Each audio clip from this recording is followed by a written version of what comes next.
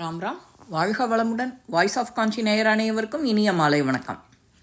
இன்றைக்கி ஸ்ரீ மகாபெரிவா அனுபவத்தில் பெரியவா விடியக்கால குளத்துக்கு போய் குளிக்கிறது வழக்கம்.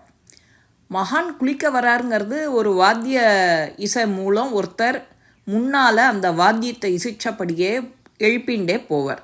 ஒரு நாளைக்கு இந்த வாத்தியம் இசைக்கப்படலை. வழக்கம் போல் அன்னைக்கு பெரியவா குளிக்க போயிட்டா. குளிச்சுட்டு மடத்துக்கு திரும்பின்ட்டா.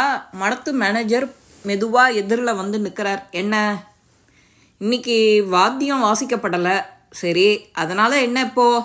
இல்லை, வாத்தியத்தோட சத்தம் கேட்டால் குளத்தில் குளிச்சுட்டு இருக்கிற பெண்டுகள் அங்கிருந்து போயிடுவா. இன்னைக்கு வாத்திய சத்தம் இல்லையே, அதனால் என்ன சொல்ல வர அப்படின்னு கொஞ்சம் கடினமாக கோபமாக கேட்குறா ஸ்ரீ பெரியவா. அவரே தொடர்ந்துறார்.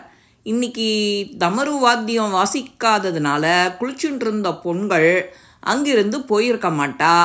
நானும் அங்கே போய் குளித்ததுனால என் மனம் சலனம் ஏற்பட வழி இருக்குன்னு தானே சொல்ல வர. இப்படி மேனேஜர் சொல்லாட்டியும் அவர் சொல்ல வந்ததன் அர்த்தம் இது தானே. மேனேஜர் பேசாமல் இருக்கார். தூய்மை தான் தெய்வம் அப்படிங்கிறதுக்கு மகானை விட வேறு உதாரணம் தேவையா? பெரியவாளே தொடர்ந்து சொல்கிறா. நான் அங்கே போன போது அங்கே யாருமே இல்லை. என் மனசில் தூய்மையும் கண்ட்ரோலும் இருக்க வேண்டியது அவசியம்னு எனக்கு தெரியாதா?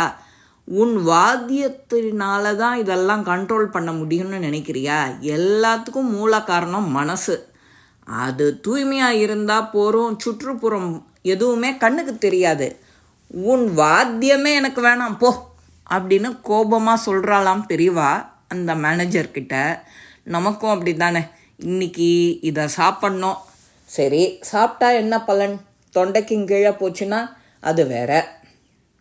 இப்படி யோசித்தோன்னா நம்ம அந்த சாப்பாட்டை விரும்பி சாப்பிடுவோமா? இப்போ இருக்கிற ஹெல்த் கண்டிஷன்ஸு, இப்போ இருக்கிற சாமானுக்கு நாமளும் அதை நிறைய யோசிக்கணும். பெரியவா எப்படியெல்லாம் நமக்கு அறிவுரை சொல்கிறாங்கிறது யோசிக்கணும்.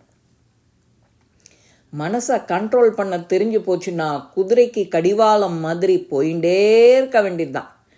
அபார கருணாச்சிந்தும் ஞானதம் சாந்தரூபினம் ஸ்ரீ சந்திரசேகர குரு பிரணமாமி முதான்மகம். இந்த பதிவு உங்கள் எல்லாருக்குமே பிடிச்சிருக்கோம். லைக் பண்ணுங்கோ, ஷேர் பண்ணுங்கோ, பெல் பட்டனை கிளிக் பண்ணுங்கோ, சப்ஸ்கிரைப் பண்ணுங்கோ, கமெண்ட்ஸ் பாக்ஸில் கமெண்ட்ஸ் போடுங்க. ஸ்ரீ மகாபெரிவா திருவடிகளே சரணம். நல்லதே நடக்கும். ஆனந்தமாக இருப்போம் நண்பர்களே. வாழ்க வளமுடன்.